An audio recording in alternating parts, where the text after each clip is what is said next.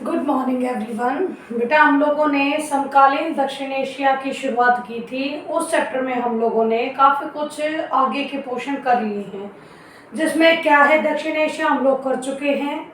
इसके अलावा आप लोगों का पाकिस्तान वाला पोर्शन कंप्लीट कर लिया हम लोगों ने, बांग्लादेश वाला कंप्लीट कर लिया है। आज हम कर रहे हैं बेटा नेपाल। नेपाल के बाद एक हमारा फिर लास्ट रह जाएगा श्रीलंका।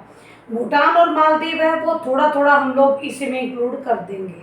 ठीक है, तो आज की क्लास की शुरुआत करते हैं बेटा हम लोग नेपाल में लोकतंत्र से। जो नेपाल है हमारा, उस नेपाल के अंदर लोकतंत्र की स्थापना कैसे हो पाई। इसके लिए सबसे बढ़िया बात सुनिए कि नेपाल हमेशा से ही राजतंत्र वाला देश रहा है। यहाँ पर राजाओं ने शासन किया है, ठीक है। लेकिन सबसे बड़ी बात बेटा, ये जो नेपाल है आप लोगों का, वो अतीत से ही, जो मैंने फर्स्ट लाइन लिखी है उसका 1 नंबर का क्वेश्चन बन के आता है कि अतीत से ही कौन सा देश दक्षिण एशिया में हिंदूवादी देश है, तो वो आप लोगों का नेपाल है। ठीक है, आप लोगों के जिस विष्णु की पूजा, जिस शिव की पूजा आप लोगों के इंडिया में होती है, वही पूजा आप लोगों के नेपाल के विभिन्न इलाकों में भी होती है। उनके यहाँ पर भी यही देवी देवता पूजे जाते हैं। ठीक है पुत्रों, तो ये चीज़ तो मेरे ख्याल से आप लोग भूलने वाले हो नहीं कि दक्षिण एशिया के अंदर भारत और नेपाल दोनों ही हिंदू देश हैं। ठीक है, इसके बाद देखो, इसमें बेटा 1960 के बाद से ही लोगों ने समर्थन कर दिया था कि भाई लोकतंत्र होना चाहिए, लोकतांत्रिक तरीके से काम होना चाहिए। लेकिन ये लोकतांत्रिक तरीके से काम होना चाहिए के चक्कर में शुरुआत तो 1960 में लोगों ने मांगे उठानी तो शुरू करी, लेकिन यहाँ के राजाओं ने लोगों की चलने नहीं दी। ठीक है, अब 1990 में पहली बार लोकतंत्र समर्थक बहुत बड़े लेवल पर आंदोलन हुआ था। और इस वक्त आप लोगों के नेपाल के राजा थे राजा वीरेंद्र सिंह। ठीक है, जो राजा वीरेंद्र जी थे, अब जनता इतने बड़े लेवल पर अगेंस्ट हुए खड़ी है, तो कहीं ना कहीं तो उनको रुकना पड़ेगा, कहीं ना कहीं तो उन्हें मानना पड़ेगा कि भाई जो जनता चाहती है वो चीज़ हमें करनी पड़े। ठीक है, और उसको चाहे वो कह दो कि बेटा कि मजबूर होकर ही सही, लेकिन उसने लोगों के लोकतांत्रिक होने के फैसले को मान लिया। ठीक है, लेकिन एक चीज़ उसने फिर भी रखी कि ज़्यादा से ज़्यादा पावर, बेशक संवैधानिक बना आप लोगों का नेपाल, संविधान बनाकर वहाँ पर सरकारें भी बनी, लेकिन राजा वीरेंद्र ने अपनी शक्तियों को उसके बावजूद भी ज़्यादा ही रखा। ठीक है, बेशक इलेक्शन हो रहे हैं, सरकारें चुनी जा रही है, प्रधानमंत्री बन रहे हैं, संसद चल रही है, लेकिन राजा का पद उतना ही इम्पोर्टेंट रहा जितना पहले था। ठीक है, तो यहाँ पर अगर आप लोगों को छोटी सी बात में ये बताऊं कि राजतंत्र में संवैधानिक राजतंत्र ये वर्ड आता है, यानी अलग अलग देशों में कैसे कैसी राजनीतिक व्यवस्थाएं हैं, इस पर भी क्वेश्चन बनता है। कई बार मैप में आ जाती हैं बातें, कई बार वन वर्ड में आ जाती हैं कि संवैधानिक राजतंत्र कौन से देश में है। तो बेटा संवैधानिक भी और राजतंत्र भी, ये दोनों वर्डों का एक जगह कॉम्बिनेशन। संवैधानिक राजतंत्र यानी कि संविधान बना हुआ है, संविधान के अकॉर्डिंग देश चल रहा है, इलेक्शन हो रहे हैं, सरकारें चुनी जा रही है, चुनाव प्रचार हो रहे हैं, सब कुछ हो रहा है, लेकिन देश का हेड फिर भी राजा है, उसे कहते हैं संवैधानिक राजतंत्र। ठीक है, तो आप लोगों के दक्षिण एशिया के देशों की अगर हम बात करें तो नेपाल और भूटान ये दोनों ही संवैधानिक राजतंत्र वाले देश हैं। ठीक है, इसके बाद आता है बेटा कि 1990 में पहली बार लोकतंत्र समर्थक आंदोलन हुए, राजा वीरेंद्र को चीजें माननी पड़ी। ठीक है, उसने वहां पर लोकतंत्र की स्थापना की, लेकिन अपनी पावर को ज़्यादा बढ़ा चढ़ा के रखा। लेकिन यही 90s का दशक, 1990 का दशक अकेले वीरेंद्र के लिए मुसीबतों से भरा नहीं था बेटा। इस टाइम पर नेपाल के अंदर आप लोगों के माओवादी भी प्रभावी थे। माओवादी वैसे ही विचारधारा के लोग हैं जैसे हमारे देश में आप लोगों ने नक्सलवादी देखे हैं। ठीक है, जो राजा के विभिन्न नियमों के विरुद्ध आवाज उठाते हैं। ठीक है, राजा की शासन के खिलाफ आवाज उठाते हैं। ठीक है, वो जब हमारे नक्सलवादी लोग क्या करते हैं, हमारे नक्सलवादी लोग हमारे ही में से गए हुए लोग हैं, वो सरकार की नीतियों का विरोध करते हैं, सरकार की नीतियों का विरोध करते हैं। वो सरकार का विरोध नहीं करते, सरकार की नीतियों का विरोध करते हैं। और जब सरकार उस सरकार को फिर वो अगेंस्ट जब लगते हैं कि भाई ये गलत मांगे हैं, तो सरकार उनको रोकने की कोशिश करती है, तो हिंसा पर उतार हो जाती है। और क्या है नक्सलवाद, ठीक है। और इस नक्सलवादियों में तकरीबन वो लोग ज़्यादा है बेटा जो पढ़े लिखे कम हैं, जिनके पास रोजगार जैसी सुविधाएं नहीं है, ठीक है। आगे चलते हैं कि 1990 के दशक में माओवादी भी प्रभावी हुए आप लोगों के नेपाल में। इसके बाद है इसी 90 के दशक में त्रिकोणीय संघर्ष चला है।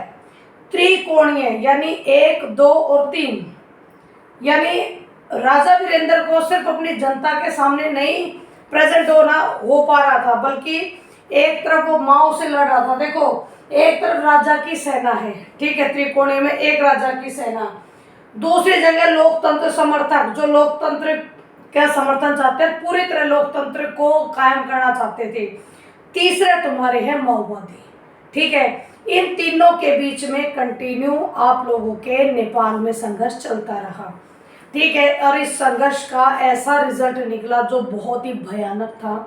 वो क्या था पुत्रों कि 2001 में राजा वीरेंद्र और उसके परिवार के लोगों की संदिग्ध हालातों में हत्या कर दी गई, ठीक है। और सबसे बड़ी बात देखो कि हत्या किसने की, इसका अंदेशा भी था, लेकिन नहीं पकड़े गए क्योंकि सबूत नहीं है, ठीक है। और राजा वीरेंद्र की जैसे ही डेथ हो जाती है तो उसका जो चचेरा भाई है राजा ज्ञानेंद्र, वो राजा बन के बैठ गया। और जो ज्ञानेंद्र था बेटा टोटली माओवादी विचारधारा का व्यक्ति था, ठीक है। जैसे ही वो राजगद्दी पर बैठता है, आप लोगों का ज्ञानेंद्र राजा बनता है, तो बैठते ही 2002 में वो सबसे पहले संसद को भंग कर देता है। संसद को भंग करता है क्योंकि उसको ये लोकतंत्र अच्छा नहीं लगता, ठीक है। वो लोकतंत्र को खत्म करके दोबारा से राजशाही शासन को बहुत अच्छे से लाना चाहता था। 2002 में उसने पहले संसद को भंग किया, फिर 2005 में उसने प्रधानमंत्री के पद को भी बर्खास्त कर दिया पूरी तरह। यानी जब संसद भंग हुई तब तो लोगों के थोड़ा बहुत गुस्सा आया, लेकिन जब उसने प्रधानमंत्री का पद ही खत्म कर दिया तो लोगों के जज की भाई अब तो ये जरूर कुछ ना कुछ गड़बड़ी कर रहे हैं, ये तो लोकतंत्र को कायम होने ही नहीं देगा। और ऐसे में ये लोकतंत्र को कायम होने ही नहीं देगा तो भाई जनता का उग्र होना लाजमी है। 2006 के अप्रैल में लोगों ने लोकतंत्र की पुनर्स्थापना के लिए दोबारा से फिर आंदोलन शुरू कर दिया, ठीक है। और जो अब की बारी आंदोलन हुआ था, इस आंदोलन का नेतृत्व किया 7 पार्टी अलायंस ने, 5, 6, 7, यानी 7 पार्टियों ने अपना गठबंधन बनाया, 7 पार्टी अलायंस उसको नाम दिया। और उन्होंने राजा ज्ञानेंद्र के खिलाफ मोर्चा खोल दिया। आपके राजा ज्ञानेंद्र ने अठीले बहुत थे, माओवादी विचारधारा के थे, लोकतंत्र चाहते नहीं थे। ऐसे में क्या वो लोगों की इतनी धीरे से बात कही वो मान जाए, कभी भी नहीं, ठीक है। इसीलिए उसने कई बार इसके साथ 7 पार्टी अलायंस के साथ समझौता करने की कोशिश की, लेकिन लोग नहीं माने। इंटरनेशनल लेवल पर उस पर प्रेशर पड़ा कि भाई तुम्हारे इतने बड़े लेवल पर आंदोलन चल रहा है तो सरकार को अपने सोचना चाहिए अपनी जनता के बारे में। तो चीजें चलती रही लेकिन नहीं माना आप लोगों का ज्ञानेंद्र। लेकिन ज्ञानेंद्र को जब इतनी बड़ी जनता, बेटा जनता की पावर बहुत बड़ी होती है, वो कहते हैं जो भीड़ है वो भीड़ किसी के बस की नहीं रोकनी। आप लोगों ने खुद भी देखा होगा कि कई बार कोई दिक्कतें हो जाती हैं, फोर्स की फोर्स बिछा दी है, जनता को रोकने के लिए आंसू गैस के बम छोड़े जाते हैं, पानी की बौछार छोड़ी जाती है।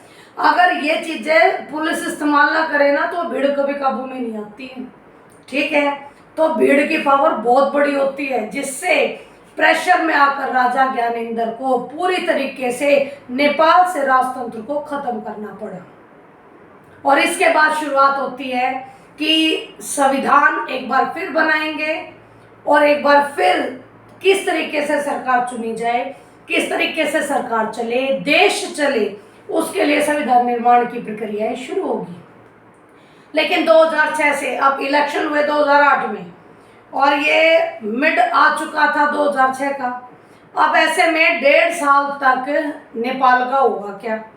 इसके लिए इन्होंने अंतरिम सरकार का निर्माण किया, यानी अंतरिम जो आपसी सहमति से बनती है, और गिरिजा प्रसाद कोइराला इसे प्रधानमंत्री का पद दिया। कितने आप लोगों के नहीं होते इलेक्शन वगैरह, और इतने हमारे ये कोइराला जी संभालेंगे पूरे नेपाल को। ठीक है, 2008 तक इनका कॉन्स्टिट्यूशन तैयार हुआ, उसके बाद इलेक्शन हुए, दोबारा सरकारें आई, लेकिन वहाँ पर भी बेटा स्पष्ट बहुमत से सरकार कोई नहीं आई। ठीक है, इस वक्त की जो सरकार आई वो 7 पार्टी अलायंस के ही गठबंधन से निकल कर बनाई थी, लेकिन सीधा सी बात है बेटा, गठबंधन की सरकार बनी थी। ठीक है, और तब से लेकर आज तक नेपाल में लोकतंत्र चला रहा है। लेकिन बेटा विकास के स्तर को देखा जाए तो अभी नेपाल को बहुत तरक्की करनी बाकी है। ठीक है, शायद ये स्टोरी आप लोगों को समझ में आ चुकी है। इसके बाद आते हैं नेपाल के साथ भारत के रिलेशनशिप। भाई जैसे मैंने पहले भी कहा था आप लोगों को कि जो भारत है वो पाकिस्तान को, बांग्लादेश को अपने भाई जितना समझता है, अपने भाई जैसा समझता है, छोटे भाई जैसा। तो नेपाल के साथ भी भारत के हमेशा बहुत बढ़िया रिलेशन रही है। ठीक है, बहुत बढ़िया रिलेशन रहे हैं। किसी भी तरीके से सुना होगा आप लोगों ने कि जमीनी लेवल पर हमारा और उनका जो इंटरनेशनल लेवल पर आने जाने का बॉर्डर है वो एक बड़ा सा गेट सा ही बना हुआ है। बस लोग इधर से उधर आने जाने का काम करते हैं। एक नदी से पुल भी आता है जो नेपाल से आप लोग के इंडिया में आ जाता है, और लोगों को बहुत बड़े लेवल पर कोई चेकिंग वेकिंग वहाँ पर नहीं होती है। ठीक है, तो भारत और नेपाल दोनों बिल्कुल भाई भाई की तरह रहते हैं, बिना किसी वीज़ा के, बिना किसी पासपोर्ट के, दोनों आपस में एक दूसरे के पास आ जा सकते हैं। ये तय हुआ था सुगोली संधि में। 1 नंबर का क्वेश्चन आता है ये कि कौन सी संधि के माध्यम से ये तय किया गया था कि भारत और नेपाल आपसी आना जाना, बिल्कुल हर तरह का वीज़ा सब कुछ खत्म हो जाए, वो सुगोली संधि से ही संभव हुआ है। सुगोली संधि को भूलना नहीं है।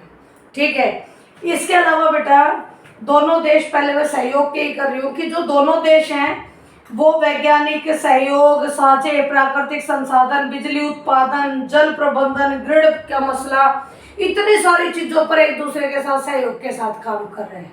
ठीक है, इतने सारे मुद्दों पर भारत और नेपाल एक दूसरे के साथ मिलकर काम कर रहे हैं। ठीक है, ये रियलिटी है सच में, क्योंकि भारत नेपाल के साथ और नेपाल भारत के साथ अगर दोनों एक दूसरे के साथ मिलकर काम करेंगे तो पक्का तरक्की होगी ही होगी। ठीक है, इसके बाद वही बात जो सुगोली संधि वाली मैंने तुम्हें बताई थी कि सुगोली संधि के माध्यम से बिना पासपोर्ट और वीजा के एक दूसरे देश में आने जाने की अनुमति है दोनों देशों को। आपदा के टाइम पर दोनों देश एक दूसरे का सहयोग करते हैं। जैसे काठमांडू में वो इतना बुरा भूकंप आया था, तब भारत ने बड़े भर भर कर उसकी हेल्प करी थी। ठीक है, अगर बेटा भारत में भी कुछ ऐसा हो जाए ना तो सबको पता है कि नेपाल भी पीछे नहीं रहेगा।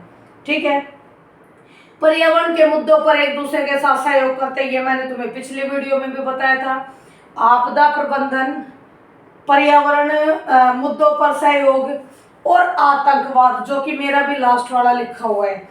आतंकवाद, पर्यावरणीय मुद्दे, आपदा प्रबंधन, आर्थिक विकास, ये 4-5 पॉइंट ऐसे बेटा जिसमें हम सारे देश एक दूसरे के साथ सहयोग करते ही करते हैं। मैं बार बार कह रही हूँ कि अगर किसी भी देश के साथ अच्छे रिलेशनशिप की बात आ जाए तो तुम इन मुद्दों को बिना किसी झिझक के डाल सकते हो, और बिना किसी झिझक के डाल सकते हो तो उससे नंबर भी मिल जाते हैं।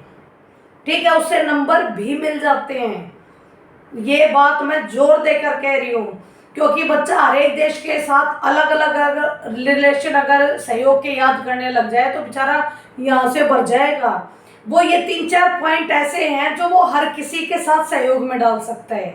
दोबारा फिर सुनो, एक आपदा के टाइम पर एक दूसरे की हेल्प करना, एक पर्यावरणीय मुद्दों पर एक दूसरे की हेल्प करना, एक आतंकवाद से संबंधित सूचनाओं को साझा करना, एक आर्थिक विकास में सहयोग करना।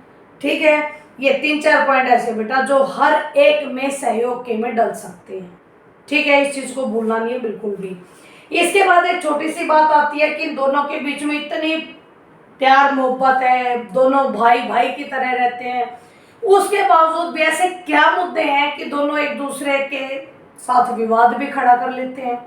तो भाई सबसे पहला मुद्दा है चीन के साथ जब कई बार नेपाल ज्यादा दोस्ती निभाना शुरू कर देता है, क्योंकि नेपाल की जब जब चीन के साथ दोस्ती बढ़ी है कहीं ना कहीं भारत को नुकसान हुआ है। ठीक है, तो ये मुद्दा तो विवाद का रहेगा ही रहेगा। ऊपर से नेपाल कई बार हमारे भारत के ऊपर आरोप लगाता है कि जो भारत है वो नेपाल के अंदरूनी मामलों में दखलंदाजी कर रहा है।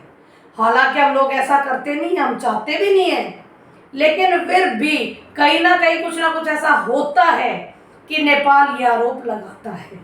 ठीक है, और तो ये भी कहता है कि जो इसके बड़े बड़े पन बिजली घर चल रहे हैं या फिर इसके आप लोग के देखो पन बिजली घर संबंधी विवाद है कि जो बड़े बड़े पन बिजली घर चल रहे हैं उसमें बड़े लेवल पर जो बिजली बन रही है, इनका कहना है भाई भारत जो है वो आंख गड़ा कर बैठा हमारे पन बिजली घरों पर। वो दिन दूर नहीं कि हमारी पकड़ थोड़ी ढीली हो जाएगी और भारत उस पर अपना कब्जा जमा लेगा, लेकिन पुत्रों ऐसा कुछ नहीं है। ठीक है, इसके बाद अंदरूनी मामलों में हस्तक्षेप के नेपाल में माओवादी विचारधारा बिल्कुल भाई 100%।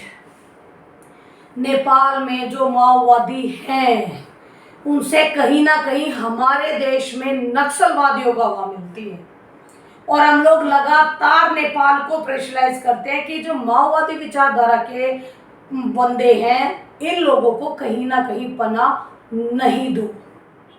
ठीक है, नेपाल कोशिश करता तो बेटा, लेकिन फिर भी कहीं ना कहीं ये चीज़ तो लाजमी है कि वाकई में वहाँ पर ऐसे काम अभी भी हो रहे हैं कि आप लोगों के माओवादी विचारधारा वहाँ पनप रही है, कहीं ना कहीं हमारे नक्सलवादियों को सहारा मिल रहा है। ठीक है, हमारे सुन लीजिए, हमारे देश में तकरीबन 9 राज्य हैं जो नक्सलवाद से प्रभावित हैं, जो बहुत डरते हैं कि कहीं ना कहीं कुछ ना कुछ ये गड़बड़ी जरूर कर देंगे। पश्चिम बंगाल से शुरू हो जाते हैं नीचे आंध्र प्रदेश तक आप लोगों के 9 राज्य हैं, एक एक करके गिनवाऊंगी जब नक्सलवादी आंदोलन कराऊंगी। ठीक है पुत्रों, तो अगर दिक्कतें पैदा हो रही है तो कहीं ना कहीं हम लोग भी नेपाल को कहेंगे ना, लेकिन नेपाल ज़्यादा शिकायतें करता है, भारत की नेपाल से शिकायतें कम है। जैसे चाइना वाइना के साथ भाई कम दोस्ती कर, ये कर वो कर, लेकिन नेपाल ज़्यादा आरोप लगाता है। यहाँ तक कि वो तो ये भी आरोप लगाता है नेपाल कि जो भारत है वो व्यापार के मुद्दों पर, व्यापार के मामले में जो पानी के रास्ते, क्योंकि नेपाल एक ऐसा देश है जो चारों तरफ से धरती से घिरा हुआ है, इसके यहाँ कोई समुद्र नहीं लगता, तो ये समुद्री व्यापार करने के लिए भारत के पश्चिम बंगाल में कोलकाता सी पोर्ट का इस्तेमाल करता है। और अगर कोई गड़बड़ी करेगा तो भारत तो रोकेगा, तो ये आरोप लगाना शुरू कर देता है कि भारत तो इस समुद्री व्यापार के मामले में भी दादागिरी का काम करता है। ठीक है, तो भाई मुद्दे तो बहुत सारे हो सकते हैं, लेकिन आप लोग अगर ठीक ढंग से इतनों को भी याद कर लो तो 100% इससे ज़्यादा कुछ नहीं रहने वाला, क्योंकि आपके सिलेबस में या तो उसकी राजनीतिक व्यवस्था है सारी जगह हर देश की, या फिर उसके भारत के साथ रिलेशनशिप है। ओके, कह दो कि मैडम आज तो बोर कर दिया है आज तो कंटिन्यू पढ़ा दिया, बोर कर दिया। डोंट वरी बेटा, ये छोटी छोटी चीज़ें आप लोगों को हमेशा हमेशा के लिए याद रह जाएंगी अगर ध्यान से वीडियो देखोगे, ध्यान से चीज़ों को समझोगे। ठीक है, थैंक यू वेरी मच।